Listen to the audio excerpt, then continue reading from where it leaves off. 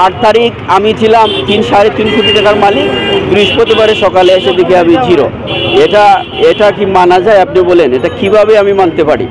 আর এই CC footage অনুযায়ী 9:30 থেকে 10:30টার ভিতরে চুরিটা হয়েছে। আমরা সিসি ফুটেজ অনুযায়ী বলতেছি আর কি। প্রশাসনের বাইরে তো সাথে সাথে আসলেই আমরা পরের দিনই মামলা করলাম আমাদের নেতৃবৃন্দদের, ব্যবসায়ী নেতৃবৃন্দদের নিয়ে। কিন্তু ওনারা এই 2 দিন, 1 দিন, 1 সপ্তাহ এগুচ্ছে, মানে আমরা খুব কাছাকাছি চোর শনাক্ত করতে পেরেছি, কিন্তু আমরা চোর ধরতে পারতেছি না। চোররা খুবই চালাক, খুবই দুর্দর্শ, ওদেরকে ধরা যাচ্ছে না। আমরা খুব চেষ্টা করতেছি, আমরা খুবই আন্তরিক। আমাকে বলতেছেন যে আপনার প্রতি আমরা খুবই আন্তরিক আপনার ঘটনাটা নিয়ে, কিন্তু আসলে যে আন্তরিকতায় বা ওনাদের যে কাজে আমার স্বর্ণ উদ্ধার হয় না, চোর ধরা পড়ে না, সেই আন্তরিকতায় তো আমার তো কোনো কাজ হচ্ছে না। মানে যদি বুঝতাম যে ওনারা আন্তরিকতা দেখিয়ে স্বর্ণ উদ্ধার করতে পেরেছেন বা একজন চোর ধরা পড়ছে, তাহলে বুঝতাম যে ওনারা আন্তরিক কাজ করতেছেন। এটা আমরাও দেখতেছি, এটাও যেমন শতভাগ সঠিক, কিন্তু এই আন্তরিকতায় আমার কোনো কাজ হচ্ছে না, কোনো ফল পাচ্ছি না। এটা হচ্ছে এর চেয়ে আরও বড় সত্য। এখন বিগত পুলিশ মহোদয়কে স্মারকলিপি দেওয়া হয়েছিল বাংলাদেশ জুয়েলার সমিতি থেকে, সিলেট জেলা শাখা থেকে, বাংলাদেশ দোকান মালিক সমিতি থেকে, বিভিন্ন ব্যবসায়ী সংগঠন থেকে, কিন্তু পুলিশ প্রশাসন মহোদয়কে স্মারকলিপি দেওয়ার পরেও আমাদের কোনো ফলপ্রসূ কোনো কাজ আমরা পাচ্ছি না। এখন আমরা বিগত বৃহস্পতিবার বাংলাদেশ জুয়েলার সমিতি সিলেট শাখা থেকে 72 ঘন্টা আলটিমেটাম দেওয়া হয়েছিল যে এর ভিতরে আমাদের যদি চোর ধরা না পড়ে, স্বর্ণ উদ্ধার না হয়, আমরা পরবর্তী কর্মসূচি দিতে বাধ্য হব। এখন এই অনুযায়ী আজকের মানববন্ধন কর্মসূচি দেওয়া হলো। আর আজকের মানববন্ধন কর্মসূচি থেকে আগামী পরবর্তী কর্মসূচির ঘোষণা দেওয়া হয়েছে যে আগামী 1 সপ্তাহের ভিতরে যদি আমাদের এই চোর ধরা না পড়ে, স্বর্ণ উদ্ধার মালামাল না হয়, তাহলে বৃহৎ আকারে সিলেট জেলা এবং মহানগর এক হয়ে বৃহৎ আকারে কর্মসূচি দেওয়া হবে।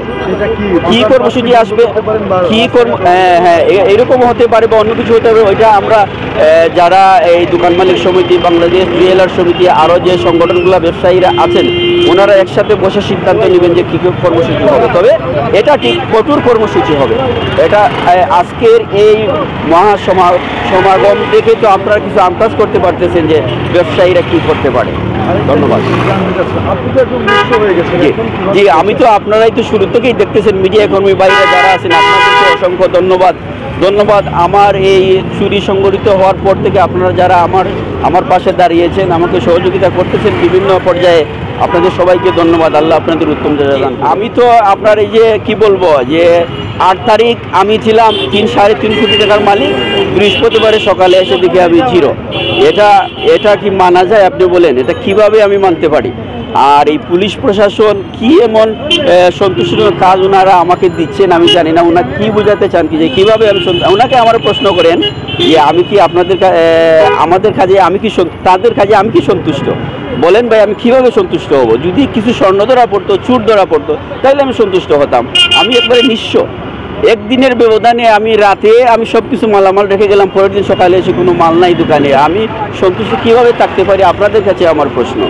আর প্রশাসন চাইলে কি পারে না? বিগত দিনের আমাদের ইতিহাসে দেখছি আমরা, চুরি ডাকাতি সংঘটিত হইলে, একটা ব্যাংক যদি লুটপাট হয় বা বড় ধরনের কোনো প্রতিষ্ঠান যদি লুটপাট হয়, দেখা যায় 24 ঘন্টা, 48 ঘন্টা, 72 ঘন্টার ভিতরে সুরা হয়ে যায়।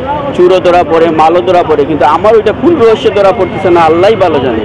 ওইটা আমি যে কি যে বলবো, প্রশাসনের কাছে এখন আমার জোরালো দাবি যে আপনাদের সাথে আমাদের কোনো তো দুশ্মনী নেই। আমরা তো যখন বিপদে পড়ি আপনাদের দ্বারস্থ হই আপনাদের সহযোগিতার জন্য।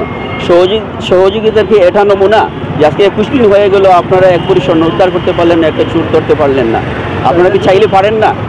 তাইলে কি আপনারা বুঝাতে চান আপনারা খুবই দুর্বল এই ব্যাপারে, আপনারা খুব উইক এই ব্যাপারে? এটা আমার প্রশ্ন প্রশাসনের কাছে। টাকা এবং